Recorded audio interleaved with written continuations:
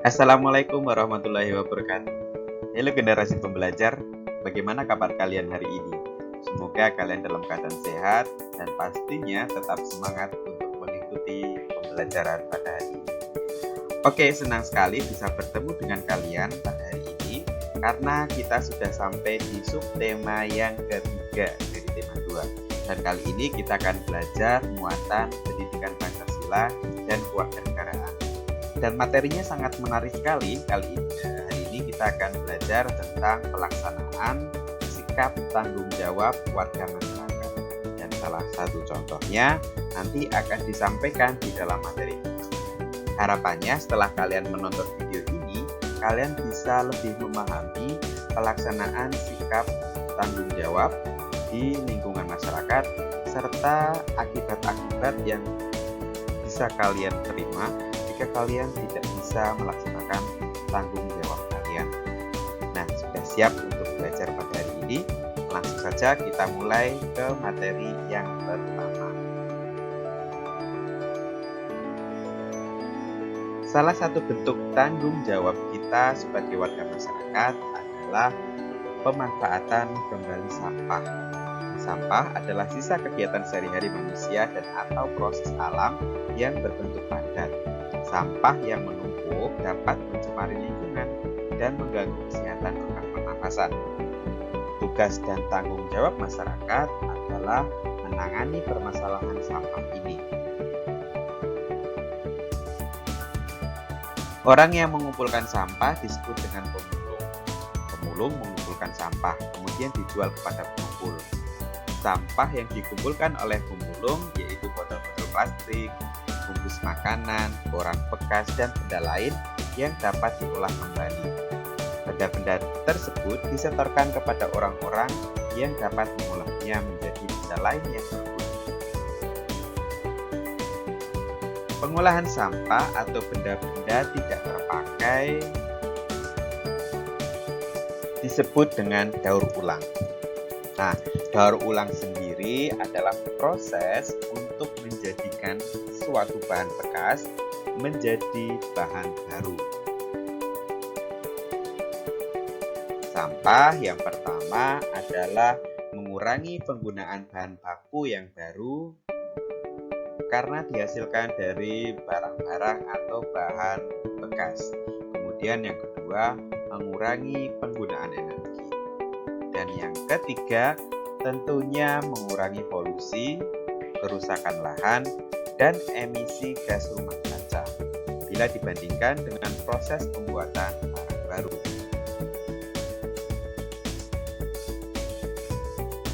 Nah, sebenarnya sampah itu dapat menjadi barang yang berguna loh. Nah, sampah dapat dijadikan kerajinan tangan untuk fungsi lain maupun fungsi yang sama dengan perbaikan. Selain itu, sampah juga bisa mendatangkan rupiah, sehingga kalian yang bisa mengolah sampah menjadi barang-barang yang memiliki nilai jual yang lebih, kalian bisa mendapatkan pendapatan dari hasil mengolah sampah. Hasil daur ulang misalnya tas yang berasal dari sampah plastik, kemudian ada tempat pensil.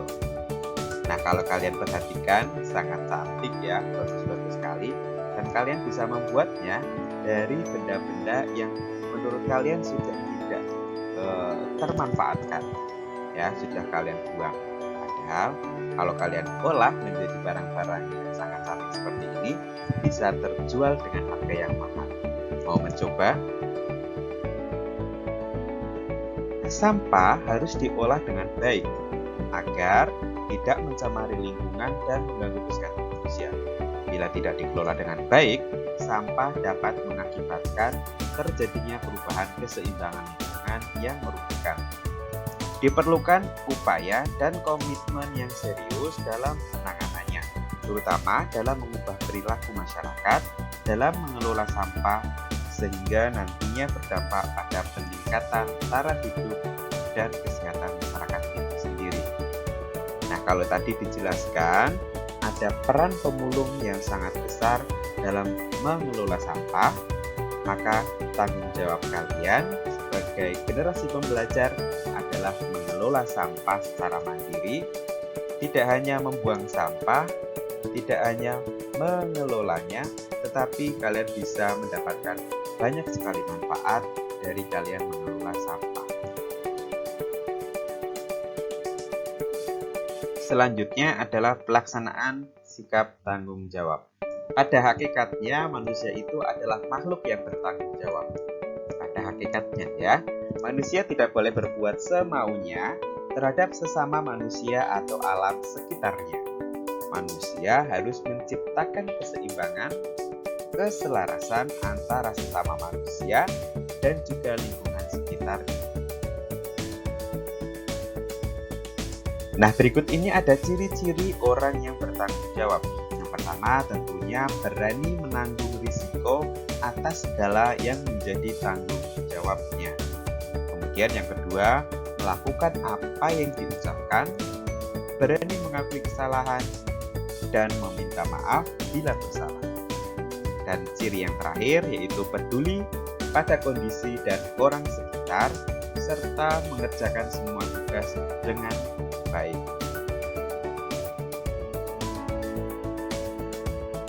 Nah, kalau kalian perhatikan di pembelajaran subtema sebelumnya, bahwa tanggung jawab berkaitan dengan kewajiban. Masih ingat apa itu kewajiban?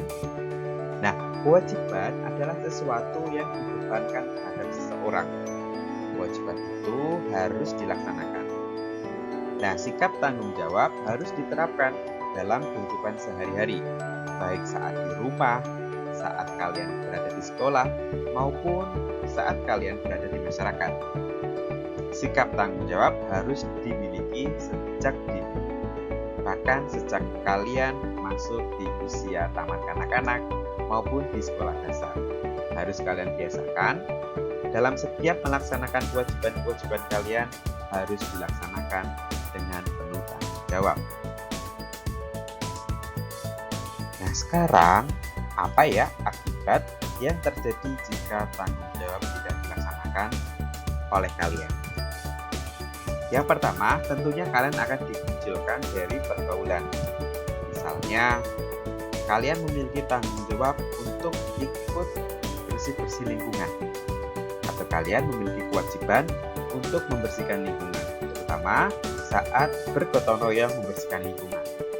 Tetapi kalian sering tidak mengikutinya.